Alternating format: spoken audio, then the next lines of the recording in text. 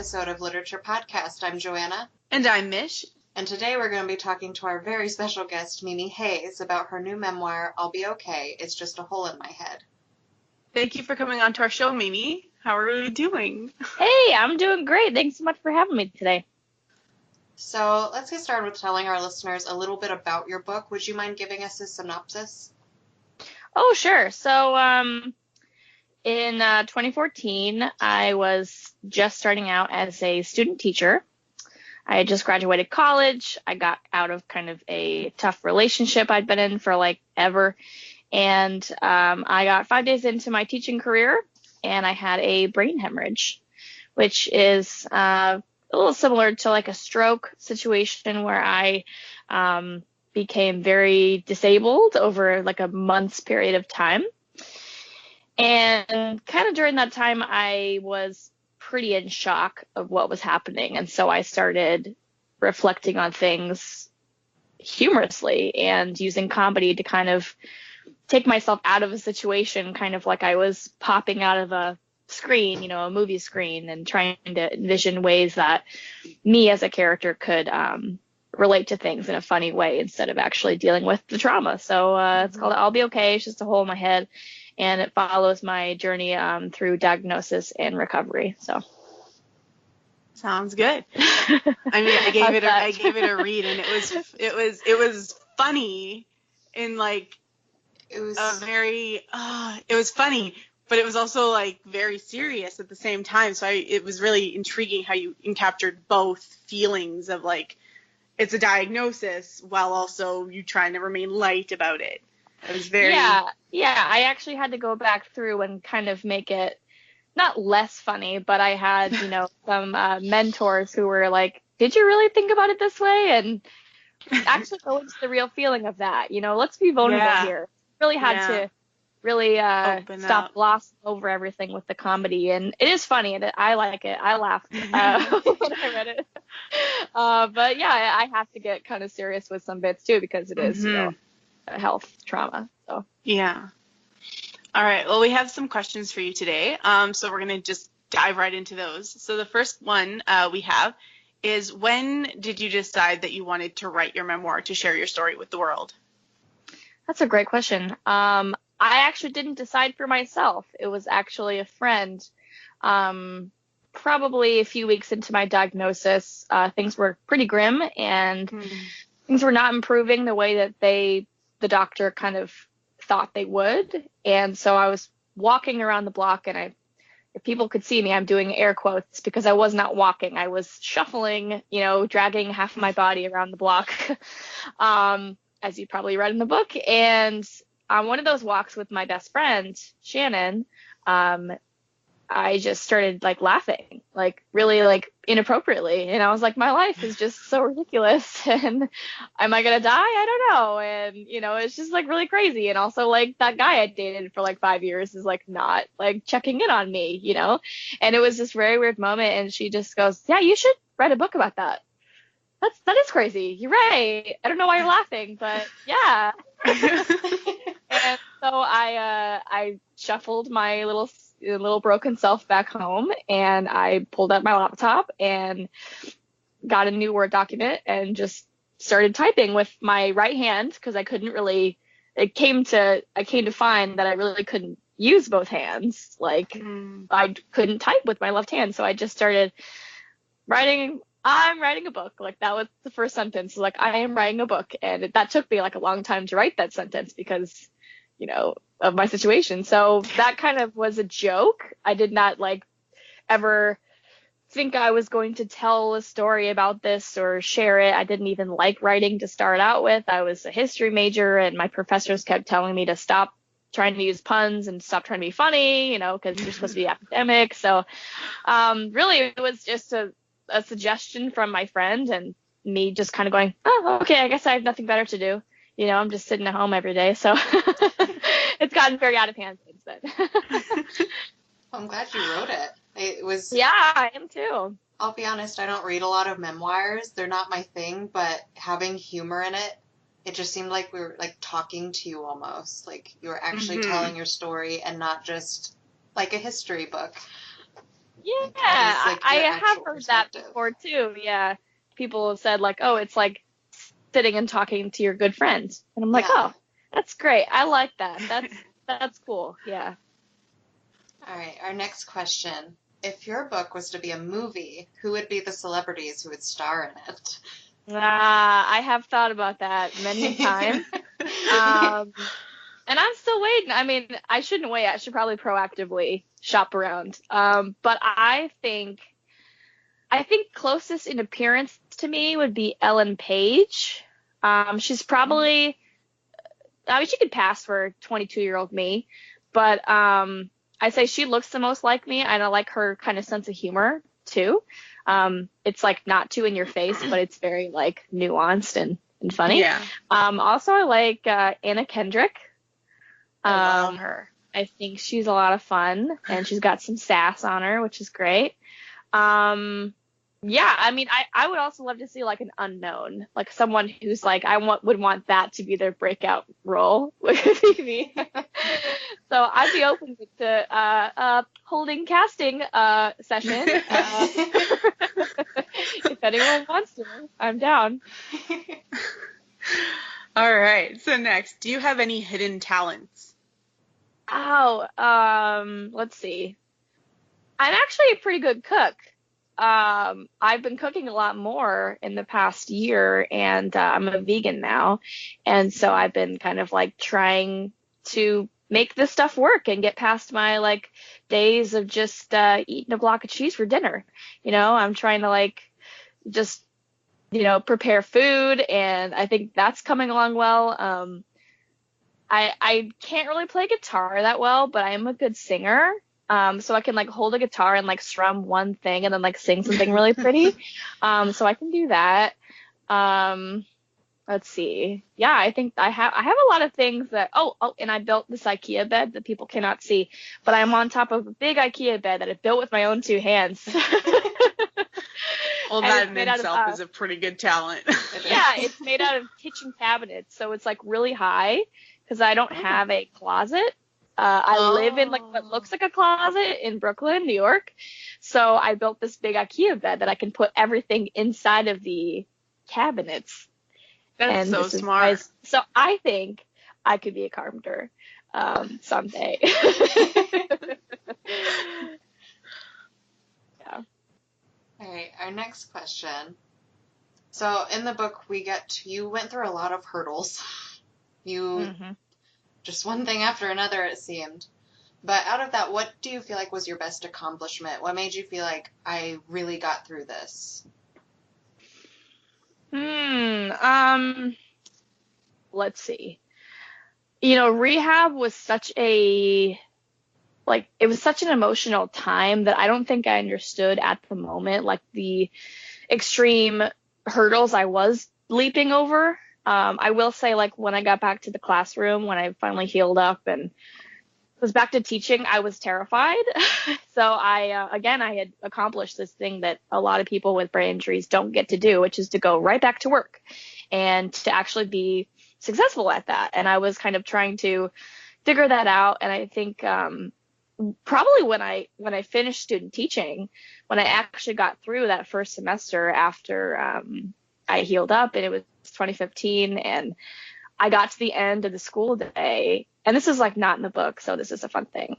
And I just like was driving in my car, and I was driving away from the school for the summertime, and I had a job lined up, and I was ready to like party for the summertime, and I had like stuff in my car and, boxes of like notebooks, and I was just like ready for my life. And I was so exhausted by having taught for 6 months, and that wasn't even a full like course load. That was three classes, and they were kids that had seen me right before my injury and during, and so like they were very nice to me. They were like kids who had seen that I had almost died, and so like they were a lot kinder to me. But even with all those circumstances, I was still like very tired and very like, oh my God, like shell shocked, but that's kind of when I was just like, oh, like I made it. I survived that classroom.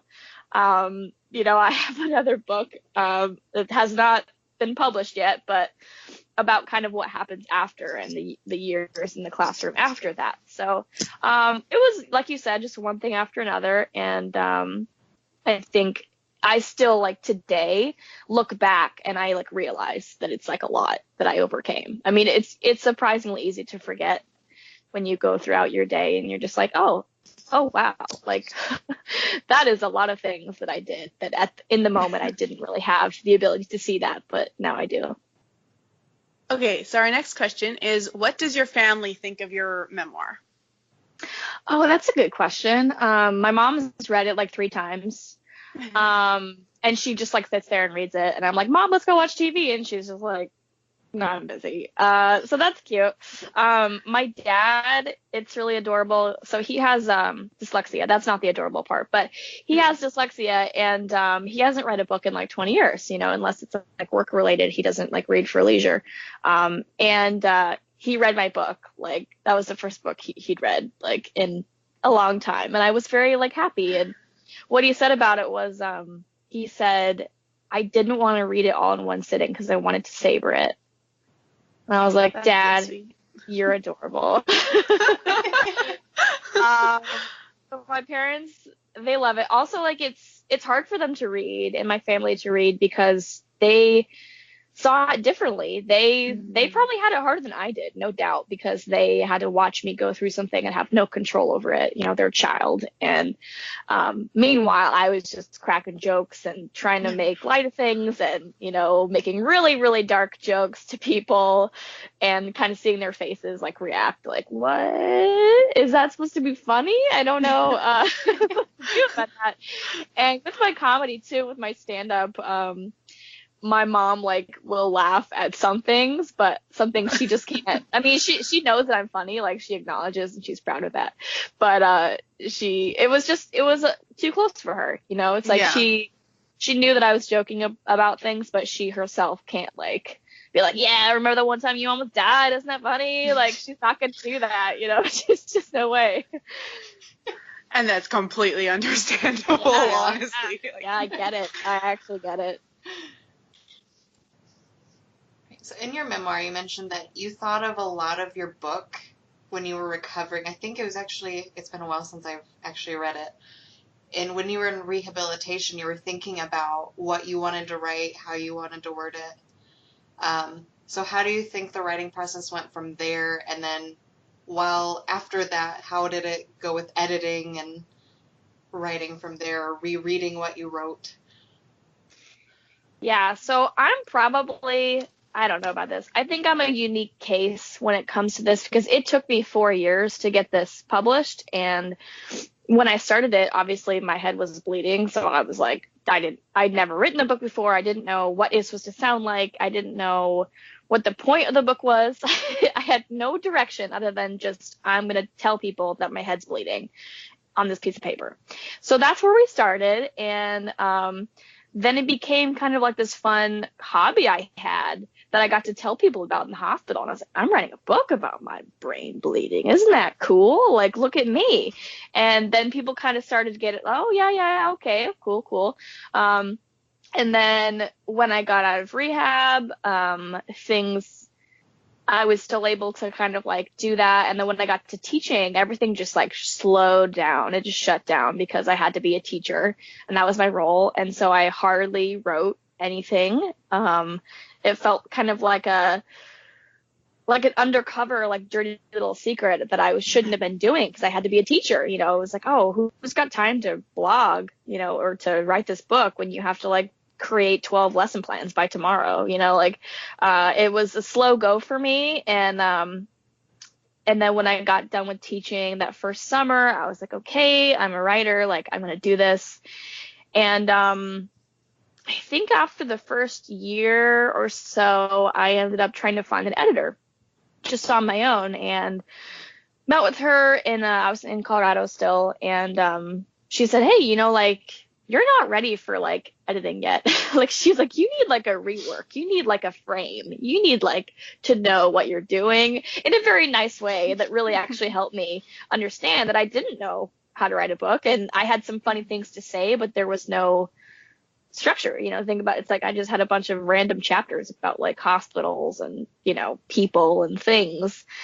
So I worked with a book coach that I invested in myself, and I said, okay, I want to work with this guy. He's really good, and he asked me all the right questions. We met once a week, and he would look at my writing and say, hey, like, can you go deeper here, and what does this mean? And from a totally outside perspective, not one of my friends reading it, not my mom reading it, just someone that I didn't know, showing me like, this is a good story. It's inside here. It's somewhere. We just have to find it. Mm-hmm. And then I pretty much rewrote the whole book 2 or 3 times, reworked everything, shifted around on my own. So by the time I got to New York City, it was in really good shape, because it had been 4 years of heavy lifting. And by the time I ended up getting it in front of a publisher, they were surprised at how good it was, because a lot of manuscripts that come at them are like, whoa, like kind of unworkable. But he was impressed that I had done so much heavy lifting on my own. So by the time it was in front of their editor, it was just really easy, because everything that she said aligned with me and my editorial sense of what I wanted to say. So it really, my editor made it shine even more, after that. So I don't know if I have any advice. I'd just say if people are writing books, like, prepare for it to be like a journey that you don't know where it's going half the time. You will get to your destination if that's what you want, but everyone's timeline and path is entirely different. And like I said, I started writing it when my head was bleeding, so it was a total mess. Yeah. Okay, so our next question is, what book or movie influenced you the most during your childhood that made you become the person you are today?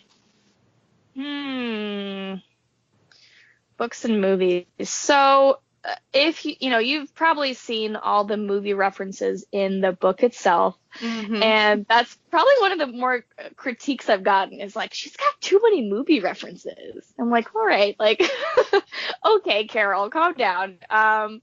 But honestly, I think I've always been fascinated with movies that follow characters and take us into their world.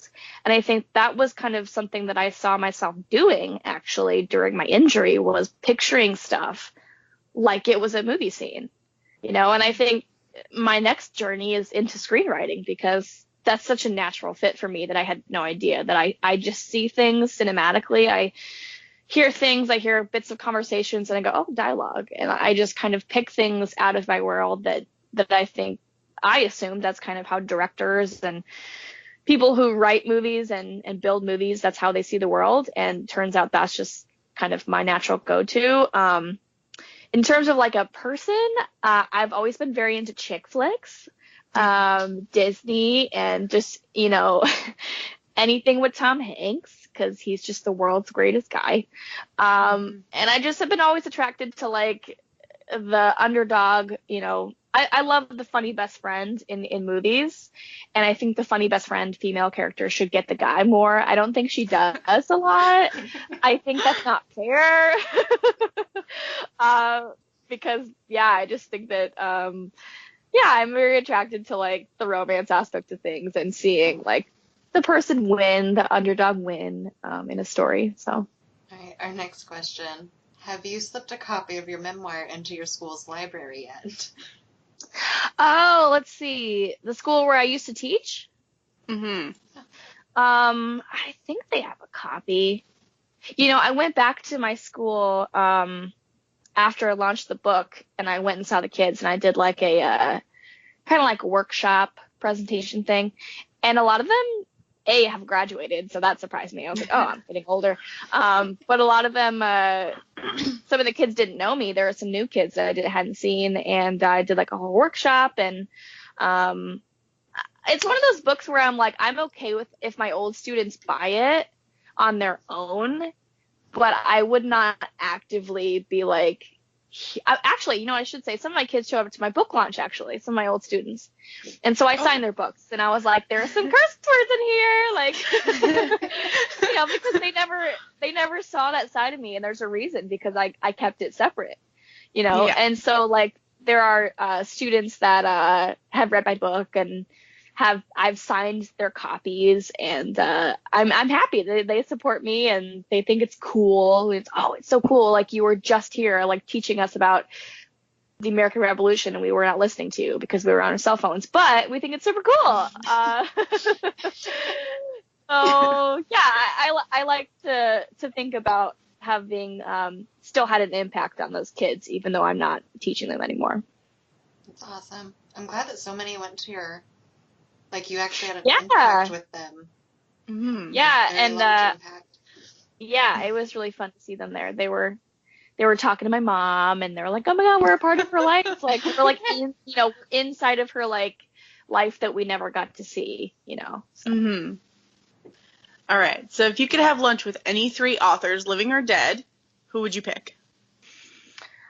Oh, let's see. Oh, definitely Amy Poehler, for sure. I loved Yes Please, and I want to be Amy's best friend, prodigy, whatever, go to. I love Amy Poehler. Definitely J.K. Rowling. I know that's probably like, Yes. it's common pick for people, but really, like, she's got some humble beginnings, and it's really inspiring to see the world that she's built for people out of like paper, that she just, single mom, like nothing to do. And I think that's really inspiring for writers to see that she's built an empire and she is the author of authors, And let's see. David Sedaris, he's really funny. He's just really, really solid. And he's one of the first writers that I was reading when I was writing, because I was told, if you're a humor writer, you got to read David Sedaris, because he's just got, it's like every sentence is a joke, and you're like, how are you able to sustain this? It's quite amazing. Yeah, and Jenny Lawson too. I'll add Jenny Lawson in there because she's always someone too that I've aspired to not sound like, but I wanted that same feel that when people are reading it, that this crazy, like, that's just, did she really do that? That's insane. That's crazy, but I love her. I love her. She's crazy. Like, I just love that you could be kind of so eclectic and out there and have your voice be very clear like that. So. Okay, our next question. Do you still visit Spalding Rehabilitation Hospital? Oh my goodness, I'm there. If I still lived in Colorado, I'd be there all the time. I go back there a lot. Sometimes over Halloween, I would go in my big brain costume, and I would do like a little fun day on Halloween, and I would wear my costume, and then I would hand out Halloween cards and candy to the patients. A lot of them couldn't have the candy because they're a lot of old people and they're not supposed to have the candy, but it was really fun to go in there and like kick it with my therapist, my old therapist and Vicky, and they like having me there because they can show their patients like, hey, not to say you're going to show up here again in a big brain outfit, but you could heal and get out of the hospital someday and carry on with your life. A lot of people in those hospitals, especially Spalding, they've had some very serious things happen to them, and some people are there for months. I was there for 2 weeks, and it was like I was done. But some people are there for a long time, and I love going back there. They're so supportive. They're so amazing. I got on Fox 31, like the big TV station, because my therapist decided to call up the TV station, and they came to Spalding and interviewed me and my therapist, and I got on TV, and I was like, what? Like, I mean, it was just so surreal. Like, for the book launch, it was just like everybody was there, everyone who was involved in everything, and the hospital people, nurses, patients, like people showed up for me, and it was really incredible. So Spalding's always going to have a big place in my heart, and every time I'm back in Colorado, I make sure to stop by. That's amazing. That's wonderful. Okay, so Joanna stole one of my questions earlier. So I don't have a question, so I'm just going to make one up. Great. What Harry Potter house are you? Oh, goodness. Okay. Well, what do you think? I want to hear what house you think I'm a part of. I feel like you'd be a Hufflepuff. Really? Why is that? Because you just seem so genuine and like very friendly, fun and light and friendly, you know? So I feel like you'd be a Hufflepuff. Yeah. Like either a Ravenclaw or a Hufflepuff. So okay, this is so bad, but it's been so long since I've read the books. All I can think of is Gryffindor and Slytherin. And Slytherin's bad and Gryffindor's good. So, like, Ravenclaw, what's up with Ravenclaw? Like, I don't even remember it. They're smart. They're witty. They're, like, bookworms. I mean, you are a teacher, so right. Ravenclaw could work, too. Right. Hufflepuffs are very selfless and, like... Loyal and yeah. Main terms used. Yeah, I'm probably a Hufflepuff then, despite their name being very silly. I love it. It's all right. A lot of great people are Hufflepuffs. My husband's a Hufflepuff, so I mean, it's a good house. It's a good house. She's a Hufflepuff herself. Yeah, and isn't that crazy that like there's so much fan rallying around like that word that she made, like these houses and like I don't know. I'm still so like crazed about her ability to make that for everybody, you know. So I mean, yeah, I don't think there's something like that in my book that people could be like, oh, like I don't. There's no conspiracy theories. I mean, it's a memoir. It's not fictional, but I do have a couple fiction books I'm writing right now. So I would love to get to the point where someone's like creating some fan conspiracy theory or something about, you know, whatever it is I made up. All right, so here's a little personal question. Oh, yeah, go for it. Is James still named Shithead in your phone, or has he officially been kicked out of that thing? I think he still is. Let's see. Yeah, he is. Yeah. Has he upgraded names to Ass Hat or? Like people forget about him. Like I've heard that when people read the book or like come to my storytelling shows where that's like a detail, people are like, oh, I kind of like forgot about him and I didn't care and I wanted to know more about you. And I'm like, great, yeah, that's fine, me too. Like that's how I felt at the same time. Like, yeah. So I mean, I feel like it was important for me to give him a fair shake and to give him a character that people could love like I did and give him a fair go at things and still remain true to how heartbroken I was at the time, you know. So like those texts from my dad, those are actually paraphrased. My dad actually's real text messages were actually even more intense than those. So what he said to my ex-boyfriend, and people came up to him at the book launch, they were like, they turned to that page and they were like, John, did you say this? He's like, yeah, actually I stand by that still, like today. Like so very like daddy bear. Yeah, so it's all good in the hood with all that. So yeah. So how has your life been since you wrote your memoir? It's completely changed. I think since publication, I've noticed like a lot of differences. People, they treat you a little differently when you like actually follow through with a book. Like it's one thing when people get excited when you're writing the book and they're like, oh, that's awesome. Or they're like, yeah. I'll believe it when I see it.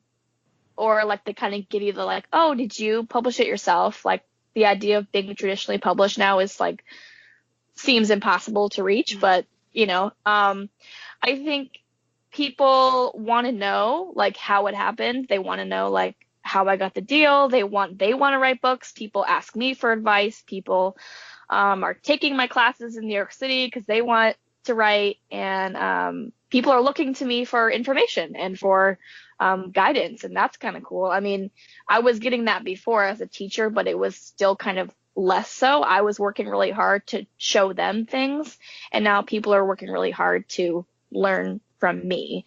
So that's a really cool shift. Nobody's like stopped me on the street yet and be like, are you maybe a? So I'm not famous. It's my life is still the same in terms of like me going hard after what I want. So this was kind of just the beginning for me. Like I have a lot of goals. I have a lot of things I want to get done. you know, a lot of people have things that like you would just never know about. So I think it's changed the way that I see my success in my life, and I think this was just the start. So I'm excited to see what else I can do, and keep like moving forward and sharing my story and sharing my information with people. So that's a great change. Yeah, great change from sitting up in a wheelchair, rolling around, making weird jokes. Yeah. Uh, yeah, and like, to that point too, my life is very unrecognizable from how it was 4 years ago. And I'm coming up on like 5, like in October, I'll be at 5 years post-injury. And that blows my mind because it feels like yesterday and it feels like a billion years ago at the same time. And it shows me that like if I can change my life that much in 5 years, I can go from disabled to a published author, comedian, touring, whatever, on podcasts, talking about my life. Then what could 5 years from now look like? It's like if that's what I can do in 5 years, anything is possible, and that's empowering. And I think when I was in those dark times and I was stuck in like the classroom and I was like really tired and really like I don't know if I can do this, I still had the hope. Like, I don't know if you've heard that song, like High High Hopes from Panic at the Disco. Yeah. That is like how I feel. I always had this kind of glimmer of hope that the book could be real, that the book could be a movie, that, that it could be I could be standing on a stage in front of 100 people. And there I was last September in front of all my friends and family doing the exact thing. And it was beautiful and more than I could ever have pictured or imagined. It was better. But I always kind of had hope in those like low days when I wasn't sure if I could do it. So, yeah. All right. So obviously you talked about how a lot of your personality really shines in this book, and it's like talking to you. I became very attached to your parents. Like I was just like they just felt like amazing people. I'm like, adopt me, please. Yes. They will try. They will try. So how have your parents been since then, and how has Tucker been since you're... Yeah, Tucker's good. They're good. That's great that you felt that way because it's all true. Like, it wasn't hard to gush about them because what they did for me was so huge, And I'm really realizing kind of as people give me that feedback, and like my publisher, first thing he said too was like, I love your parents. They're really great people. And really I wouldn't be here without them. But it's made me realize too just how privileged I was in my healing and recovery and even diagnosis, because as I meet more people with brain injuries, similar to mine, different than mine, some people don't have that support. They were like on their own. They were like 65, they were 11, they're all different ages and different kind of support systems around them. And some people just don't have that kind of campaign that is so like rigorously like trying to get you healthy again. Like some people don't have that. A lot of people don't have that.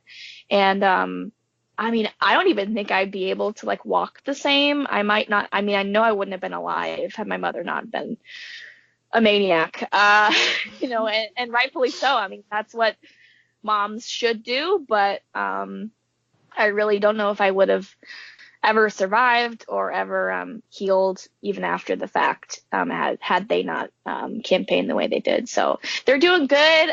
They're working on their dream house. My dad's an architect, so he's trying to design. They have some property out in Colorado. They're going to build on it. Tucker's chilling. He's getting older now, though, I will say. He's a little slow, but I see him whenever I get home, and he comes and picks me up from the airport.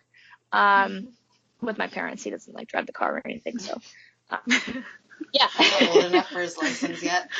Nah, he's like not old enough. Yeah.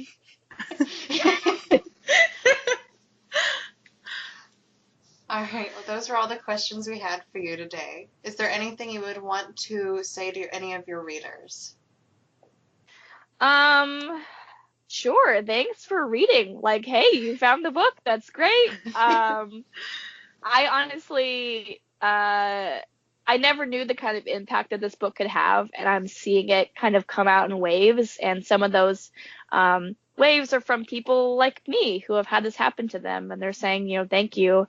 And I want to say thank you, because there's a story inside of all of us, and sometimes when you're going through crisis, your gut reaction is not to like share it with the world, but I think it should be, because when you go through trauma, you share your experience and you're vulnerable, and people really appreciate that, apparently, which is great.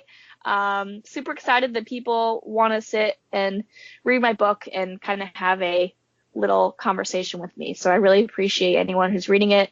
Thank you for sharing and getting the word out. It's a smaller publisher, so every book counts. Everyone who picks it up, who reads it, counts. So thank you for reading. And we do have the social media. You can buy I'll Be Okay, It's Just a Hole in My Head at animalmediagroup.com, or we have the link listed for you below. Is there any social media you would like to share with us, Mimi? Yeah, sure. I'm pretty interactive on Instagram, at Mimi Hayes Brain. I'm also getting much better at Twitter, and Mimi Hayes Brain 1 is my handle. You can find me on Facebook, my website, mimihays.com. I have my blog up there. And Amazon, I should have the audiobook actually soon for the book. I didn't get to read it, but I'm curious to see how it sounds. So if you are interested in the audiobook, I'll have updates about that soon. And my blogs, I do them like once a month. They're kind of like miniature novels. So I have fun writing those, and my mom has fun reading them. So you can join the party on my blog and on social media. And yeah. Oh, and my podcast. I have a podcast, by the way. It's called Mimi and the Brain. Have you heard of this? Did you not know this? No. Oh, but that is an amazing name. I'm not going to forget that. Mimi and the Brain. And judging by their reaction, it's just amazing. It actually is. It's a comedy neuroscience podcast where I interview brain scientists, researchers, surgeons about the brain, and it's sitting with me, which is always hilarious. So Mimi and the Brain, it's on Spotify, Stitcher, Apple iTunes, all of the Google Play, all the streaming devices. So check it out. You can also find Animal Media Group on both Instagram and Facebook at Animal Media Group, and on Twitter at animal_media. If you'd like to get more lit, be sure to subscribe to our podcast on Podbean, iTunes, Spotify, Castbox, or anywhere else you can find us. All of our other social media will be linked below. If you liked this episode, be sure to give us a like or rate our podcast. It really helps us to keep doing what we love. Thank you for being on this interview with us, Mimi. Thank you so much. It has been great. This has been a very fun interview. Much. I had fun. Well, until next time. Bye. Bye.